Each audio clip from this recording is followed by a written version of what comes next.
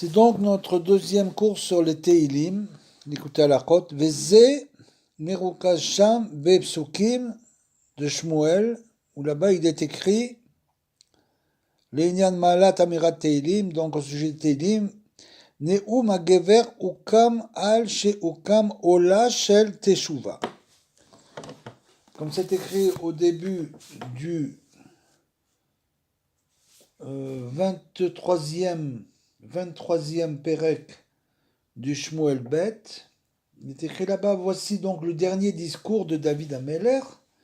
Parole de David, fils de Jessé, parole de l'homme haut placé, de l'élu de Dieu, de Jacob, du chantre aimable d'Israël, qui a donc monté, qui a créé un monde de Teshuvah grâce au Teilim, Al-Yedei Shu Mashiach, Elokei Yaakov, Venaim Zmerot Israël, comme on l'a dit, chez ou Sefer Teilim, chez Yesod Shenimshar Bebechinat Mashiach, chez Masik Shar Hamishim. Grâce au Teilim, on peut arriver à la 50e porte de Teshuvah. C'est l'endroit le plus élevé qu'on puisse atteindre. Et c'est grâce au Teilim qu'on peut y arriver, puisque David Ameler, c'est bien sûr l'ancêtre du Mashiach. Donc ça veut dire que c'est grâce au Teilim que justement on peut arriver à ce niveau très élevé. Chez Kolesh Nei Torerut Yachal, comme on l'a dit, qui représente, c'est un grand chidouche, une grande nouveauté, deux réveils en même temps. Le réveil d'en haut, chez Hachem, vient nous réveiller, et le réveil d'en bas quand on se réveille, nous-mêmes.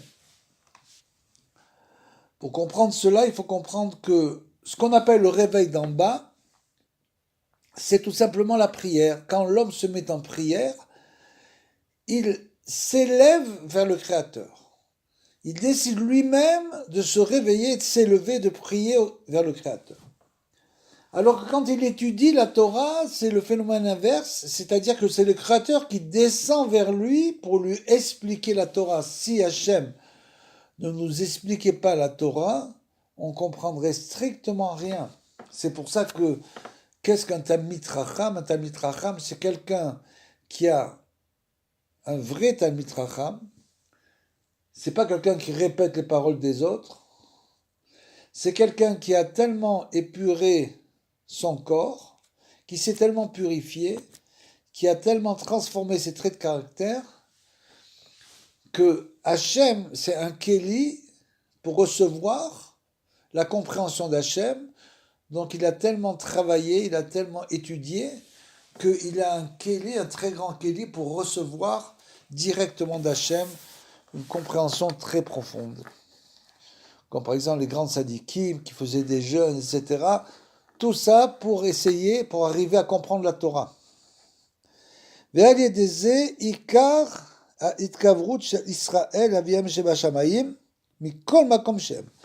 c'est grâce au Teilim qu'on peut se rapprocher de Hachem où qu'on soit. Les Teilim ont une force terrible de nous rapprocher à Hachem, quel que soit l'endroit où on se trouve dans le monde. Vezeu li davar tsur Israël, moshel be'adam sadik, moshel irat elokim. Comme c'est écrit là-bas aussi, dans Shmuel, li davar tsur Israël, Israël est comme le rocher, et donc c'est Hachem qui moshel be'adam sadik, qui donc domine l'homme tzaddik et domine l'homme qui a la crainte divine. Moshel be'adam domine l'homme zé be'iradanat itorerut de leila, c'est donc le réveil d'en haut. Bechinat ve'u imshol becha, comme c'est écrit au sujet de Caïn, où Hachem parlait du Yetzer Hara, il disait tu dois te dominer, comme l'explique Rashi là-bas. Tzadik Moshel et le Tzadik qui domine, ça c'est le réveil d'en bas. Dayenu, Kleuliot, Shnei Torerut, donc on voit dans ce passage les deux réveils, d'en haut et d'en bas, ensemble. Veze zochim al yede bechinat irat Elokim, sans le mérite grâce à la crainte divine, ayenu bechinat Teilim, qu'on obtient grâce à la lecture des Teilim. Une lecture concentrée, bien sûr. Il faut se concentrer, essayer de comprendre ce qu'on dit, comme on l'expliquait, pour réveiller le cœur. Et ce réveil du cœur entraîne la crainte divine. Comme c'est écrit dans Michelet, Irat Hashem ititalal aussi de la Shetraïl. Irat Hashem, c'est ce qu'on cherche chez la Eshetraïl, c'est la crainte divine. Ve'alken en omrim ikar kriyat shema merkotea be shacharit ad she omru treila mizmore teilim shem psuke des Imra. C'est pour cette raison que quand on fait la prière, on commence par les psuke des Imra, le début de la prière, Odul Hashem, qui est Robishmo, et donc tous ces psuke des Imra sont en fait des teilim. C'est pour ça qu'on commence la prière par des teilim. Shetiknu lanu lomar kodem kriyat shema berkotea, que les rachamim ont instauré avant le kriyat shema. C'est le Yehoud. Hashem, l'union avec Hashem, c'est le kriyat shema. Mais pour cela, il faut se préparer, et pour se préparer, il faut lire des teilim, c'est ce qu'on fait tous les matins. Ki ikar kabbalat hayehoud she'al yedezin knesset Israël mitrabrim be'Hashem yitbarach. Aïe efshar ki im al yedeh psuke des Imra she'em mizmore teilim. Donc, ce qu'on vient de dire, le Yehoud est impossible sans une préparation.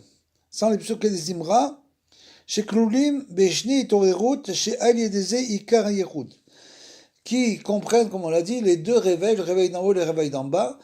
Une fois qu'on a acquis ce niveau, du réveil d'en haut et d'en bas, à ce moment-là, on peut arriver au Yehoud de Kriyat Shema.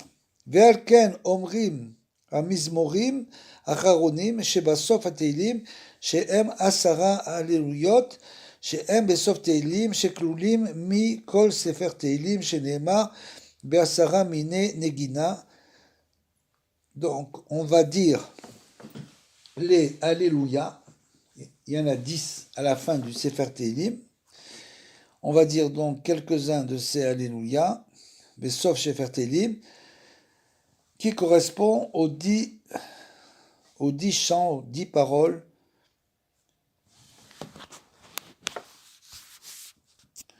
aux 10 mélodies, Be'asara Mine Negina, Shekeneged Em Asara Alléluia Shebesof Teilim.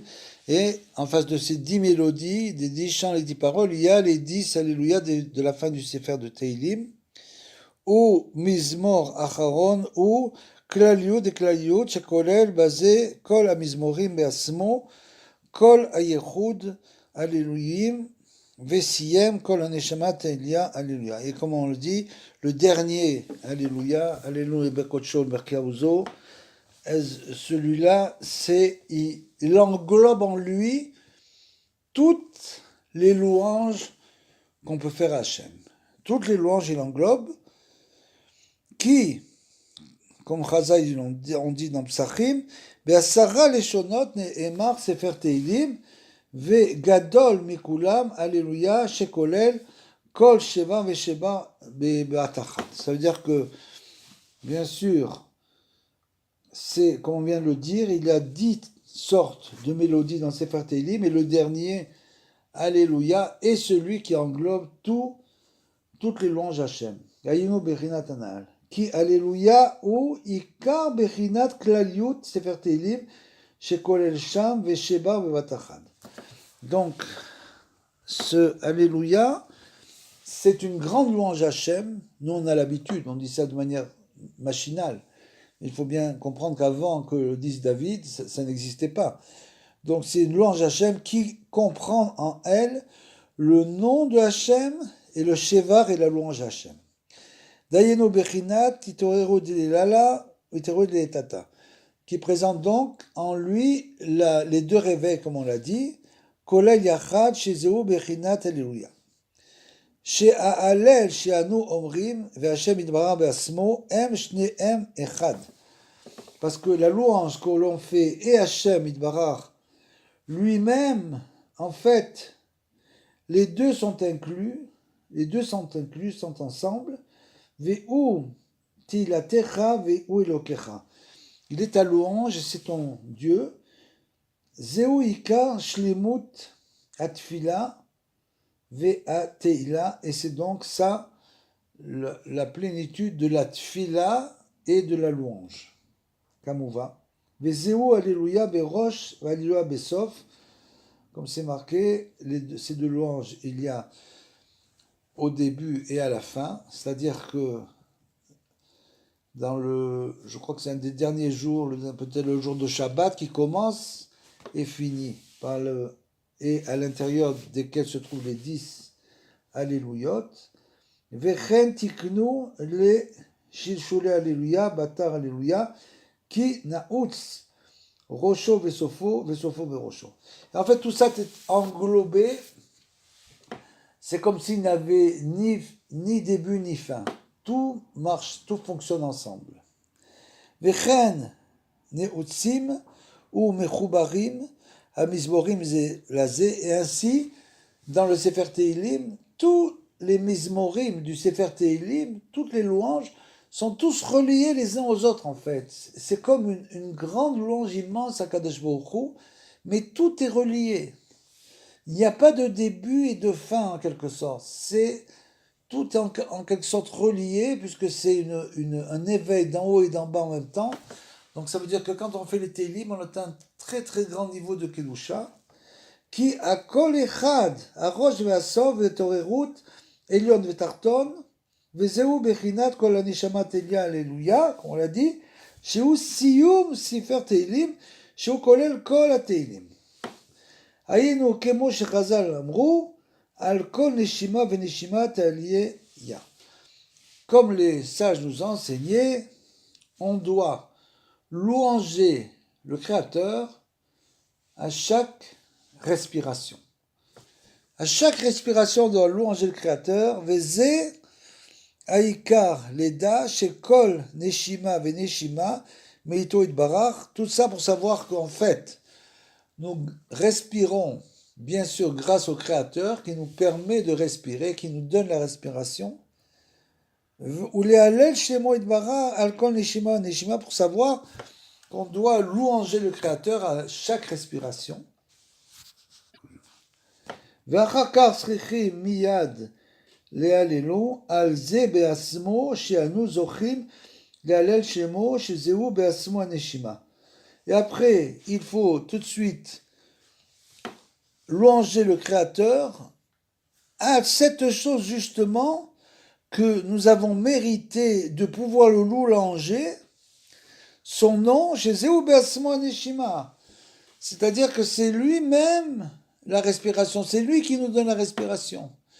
Donc il faut lui demander, le remercier pour le fait qu'on puisse le louanger. Puisqu'on a encore la respiration, grâce à Dieu, donc on peut encore le louanger. Donc il faut le remercier de ça aussi. En fait, le remercier pour la vie, pour le fait qu'on soit vivant. Tant qu'on est vivant, on peut toujours faire tchouva. Donc il faut le remercier d'être vivant, de pouvoir respirer. Ki ikar aneshima chez ou aneshama ou le halel chez Moïd Bara, parce que l'aneshima en fait c'est l'aneshama, c'est l'âme, c'est le potentiel de pouvoir louanger le Créateur. Idbara que moi j'ai katou vezé pasuk basmo que pshuto kol aneshama telia là comme c'est dans le pasuk.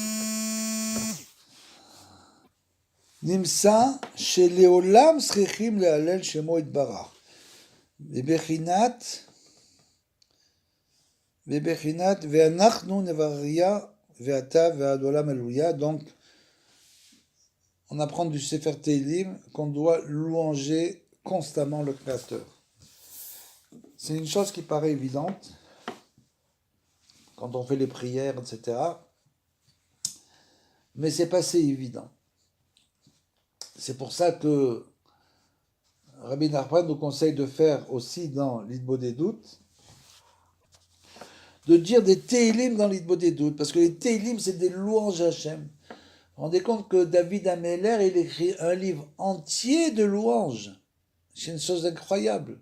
à une époque où il n'y avait pas de prière écrite, il n'y avait pas de prière, il n'y avait pas de livre de prière. Donc à cette époque-là, où il n'y avait aucun livre de prière, David Ameller a écrit un livre entier de prière et de louange à Hachem. Il faut bien comprendre. À l'époque où ça a été écrit, qui kol ma she me'alelim shemo itbarach tzrichim le'alel al ze be'asmo she'anu zorchim le'alel shemo. On vient de le dire, il faut aussi remercier Hachem, qu'on puisse le remercier, qu'on soit encore là pour le remercier. Il ne faut pas perdre de temps, tout le temps qu'on peut, donc lire, tout le temps qu'on a de lire pour lire des Télim, il faut lire des Télim. Ki be'emet hakol me'ito itbarach ve'bechinat ve'teilatecha ve'hu elokecha. En fait, tout vient d'Hachem.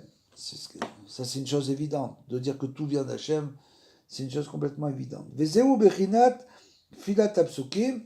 Et donc, c'est pour ça que il y a des répétitions plusieurs fois dans les Alléluia. Et comme on l'a dit précédemment, Zehu bechinat Alléluia chez Siem besok tefer Tehilim. Donc ça, c'est la fin du Sefer Tehilim, le dernier psaume.